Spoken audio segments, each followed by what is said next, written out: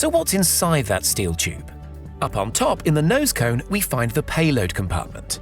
On current prototypes, this is left more or less empty, but in time it will be fitted out into a multi-functioning cargo bay. Alternatively, depending on the application, and certainly only after they've got the hang of landing, crew quarters here could hold about 100 people comfortably on a trip to Mars. However, that number could be increased, reckons Musk. You could conceivably have 5 or 6 people per cabin if you really wanted to crowd people in, he recently mused. But I think mostly we would expect to see 2 or 3 people per cabin, and so nominally about 100 people per flight to Mars. This payload bay would also host common areas, storage space, and a shelter where folks could hide out in lined chambers from potentially cancer-causing freak solar storms.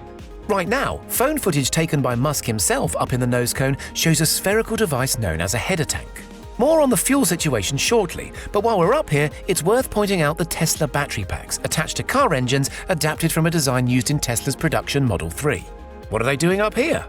The overarching design philosophy of Starship puts a premium on reusability, which means ultimately this giant steel beast has to land at some point. But unlike its much leaner SpaceX Falcon cousin, which lands vertically almost as a matter of course nowadays, Starship is so huge it needs to do something altogether more ingenious. To bring Starship most of the way to the ground, flaps are extended from the side of the rocket. The idea is these use Earth's atmosphere to slow the descent. As Musk puts it, you're trying to create drag rather than lift. It's really the opposite of an aircraft. This approach to landing, or at least getting close enough that Starship engines need less fuel for the last leg, requires much less fuel and hence weight than the Falcon method. The Tesla batteries and engines up top operate the actuators that extend the flaps. Clever stuff. Further down the rocket, we come first to the liquid oxygen tank, then to the liquid methane tank. This fuel mixture, unconventional compared to more traditional rocket fuels, was chosen by SpaceX for several reasons.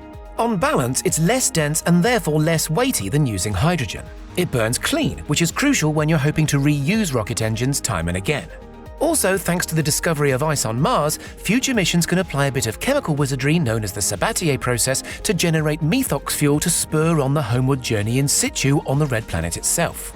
These 2 giant tanks contain a whopping 1,200 tons of fuel, separated by a near-hemispherical bulkhead known as the Common Dome. This bulkhead is, in itself, a great SpaceX innovation. Conventionally, oxygen and fuel tanks are separated by 2 hemispherical domes, wasting precious space in the gaps between. Back to that sphere in the nose cone, which is one of 2 header tanks on board, the other sitting in the common dome we just mentioned at the interface of the oxygen and methane tanks. The nose cone header tank holds a separate supply of liquid oxygen, and the common dome header tank contains its own stash of liquid methane. These reserves are only brought online during the final stage of landing, once the main fuel supplies in the big tanks have been exhausted. In this way, Starship's thirsty Raptor engines can enjoy fresh, high-pressure methox when they most need it.